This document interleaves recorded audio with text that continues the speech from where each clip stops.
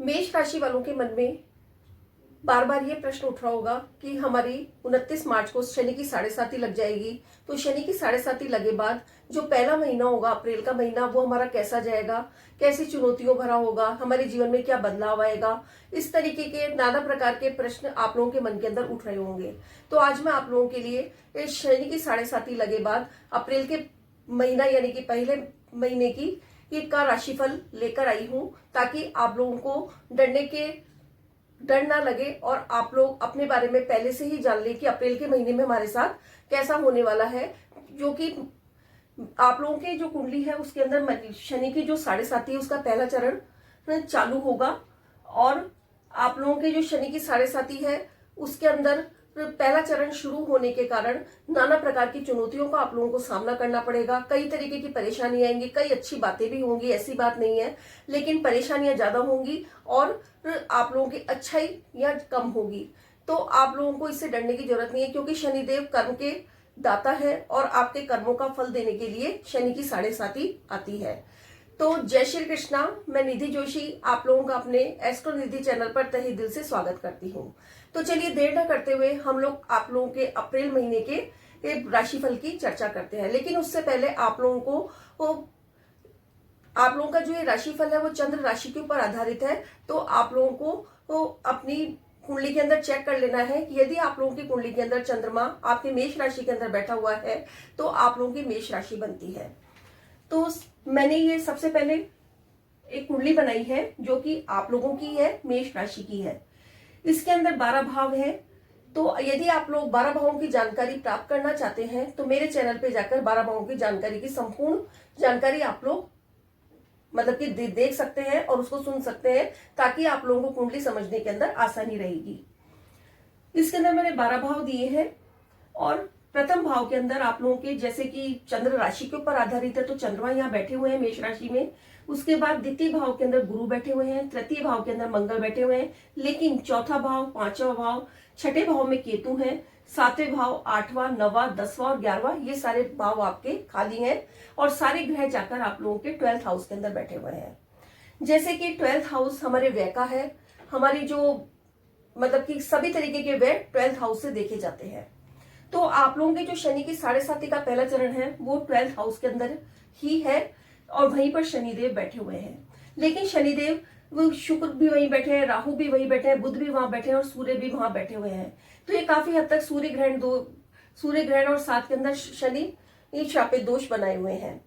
तो आप लोगों को इससे तो पता चलेगा होगा, एक तो 12th हाउस है, उसके अंदर ये चारों पांचों ग्रह बैठे हुए हैं, तो चुनौतियों का तो आप लोगों को सामना करना ही पड़ेगा मेष राशि वालों को जिनकी 7.5 लगने वाली है। तो चलिए सबसे पहले हम लग्न को देखते हैं। लग्न जो कि हम खुद हैं, हमारा व्यक्तित्व है, हमारे गुण दोष, हमारा सोचने समझने का तरीका सब लग्न से देखा जाता है। हमारी पूरी ऑल ओवर पर्सनैलिटी ये हमारे इस लग्न भाव से देखी जाती है, जिसमें चंद्रमा बैठा हुआ है। तो सबसे पहले हम लोग आप लोगों का हेल्थ इश्यू देखेंगे कि आप लोगों का जो मंगल है उसका जो लग्नेश है आप लोगों का वो है 3rd हाउस के अंदर बैठा हुआ है। 3rd हाउस आप छोटी छोटी यात्राओं का है, आपके छोटे भाई बहनों का है, और आप लोगों के अड़ोसी पड़ोसी का है, आप लोगों के ट्रेवल का है। ये सब 3rd हाउस से देखा जाता है, और आपके पराक्रम का और आपके मेहनत का घर भी है। तो इस हाउस के अंदर यदि आपका लग्नेश बैठा हुआ है तो अभी के समय के अंदर जब तक मंगल यहाँ पर मिथुन राशि के अंदर बैठे हैं तब तक आपको थोड़ी लो एनर्जी फील होगी, आप थोड़ा कम एनर्जी फील करेंगे, छोटी छोटी बेमतलब की यात्राएं आप लोगों को होगी, थोड़ा बहुत आप लोगों के छोटे भाई बहनों से मनमुटाव की स्थिति भी रहेगी, और साथ के अंदर आप लोगों की मेहनत के अंदर भी कमी आएगी, और थोड़ा बहुत आप लोगों को हल्का फुल्का हेल्थ इश्यू रह सकता है। लेकिन जब मंगल देव आपके 4th हाउस के अंदर आ जाएंगे, हालांकि वो नीच के होंगे, लेकिन उसके बाद भी आप लोगों को इन सब चीजों से कुछ हद तक राहत मिलेगी। फिर आता है पंचम भाव। पंचम भाव आपकी शिक्षा का है, आपके रोमांस का है यानी कि लव अफेयर्स का है, और आपके बच्चों का है, संतान का है। तो इसके जो स्वामी बनते हैं सूर्य, वो जाके आपके 12th हाउस के अंदर बैठे हुए हैं, जहां राहु पहले से ही विराजमान है। तो राहु और सूर्य का ग्रहण दोष बन रहा है। तो इस वजह से विद्यार्थियों का मन अब इस समय पढ़ाई के अंदर नहीं लगेगा, वो बहुत मेहनत करेंगे लेकिन उन लोगों को रिजल्ट सामने नहीं आएंगे। और इसके अलावा जो आप लोगों का लव अफेयर है उसके अंदर भी थोड़ा बहुत आप लोगों के बीच रिलेशनशिप में आर्ग्यूमेंट्स हो सकता है, मनमुटाव हो सकता है। तो इस तरीके की स्थितियों का आप लोगों को सामना करना पड़ेगा।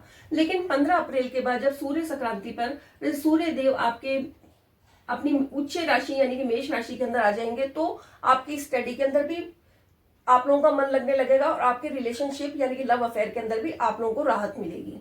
फिर आता है सप्तम भाव। सप्तम भाव आप लोगों के आपके पार्टनर का है, चाहे बिजनेस पार्टनर हो चाहे मैरिड पार्टनर हो। तो आप लोगों के बिजनेस पार्टनर का जो स्वामी है वो शुक्र बनते हैं, जो कि आपके 12th हाउस के अंदर आज जाके बैठे हैं। हालांकि वो अपने उच्च राशि के अंदर है, लेकिन उसके बावजूद भी वो राहु के साथ होने की वजह से आप लोगों के थोड़ा बहुत मन मुटाव हो सकता है, लेकिन ज्यादा कुछ नहीं होगा, क्योंकि शुक्र अपनी उच्च राशि के अंदर है। तो आपके जो स्पाउस हैं वो आप लोगों के लंबी यात्रा के मतलब की प्लानिंग कर सकते हैं। आप लोगों का कहीं घूमने फिरने का प्रोग्राम बन सकता है। साथ के अंदर व्यापार के अंदर भी आप लोगों का विदेशों के अंदर जाके व्यापार फैल सकता है, यदि आप कोई विदेश के लिए व्यापार के लिए प्लानिंग कर रहे हैं, और आप लोगों की अर्निंग हो सकती है व्यापार के अंदर।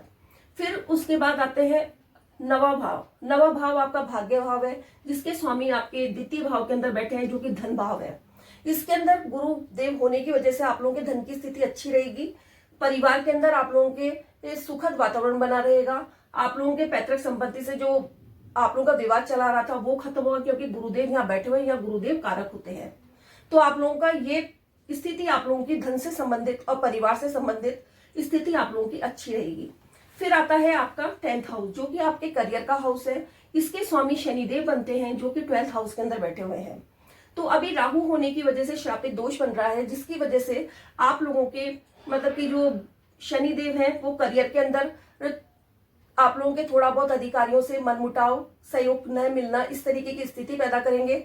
और आप लोगों के मतलब कि जो प्रमोशन काफी टाइम से रुके हुए थे वो अभी पूरे नहीं होंगे। आप लोगों का इंक्रीमेंट नहीं बढ़ पाएगा, क्योंकि शनि की 7.5 का फेस आपके 12th हाउस के ऊपर है, तो वो चीजों का व्यय कर रहा है।